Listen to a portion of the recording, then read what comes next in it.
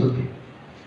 त्यांनी जो संवाद साधला की माझी कुलदैवत ही हे मी जे म्हणतो हे ऐकते आहे, या सख्य भक्तीनेच त्यांनी संवाद साधला की मी प्राणाने जेव्हा देहापर्यंत जोपर्यंत प्राण आहे तोपर्यंत मी देशसेवा करेन, ही प्रतिज्ञा तिथे त्यांनी घेतली आणि ती पाळली. त्यासाठी त्यांना स्वतःच्या पत्नीला दूर ठेवावे लागले, स्वतःचा पोटचा मुलगा सुद्धा गेला, तेही त्यांना सहन करून पण अखंडपणे ते देशसेवेसाठी राहत राहिले.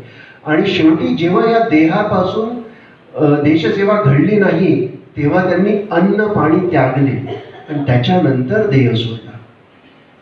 बघा, तर ह्या उदाहरणातनं, हे उदाहरण नाही म्हणता येणार, उदाहरण चुकीचं गोष्ट आहे. तर ही जी लोक आहेत ही पूर्ण सख्य भक्तीच तर नाही, पूर्ण नवविधा भक्ती जगलेली माणसं आहेत. किंवा अजून जर पुढे जर आपण गेलो तर एक प्रश्न आहे, दासबोध जगलेली माणसं कोण? लोकमान्य टिळक हे पण एक आहे, त्यालाच पूरक आहेत स्वातंत्र्यवीर विनायक दामोदर सावरकर. जय जय रघुवीर समर्थ. जय जय रघुवीर समर्थ.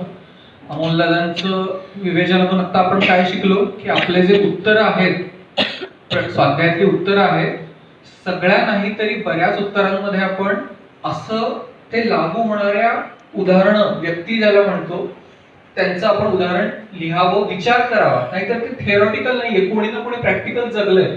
सवेण्णा स्वामी, स्वातंत्र्यवीर सावरकर, किती छान त्याने दृष्टी दिली की बऱ्याच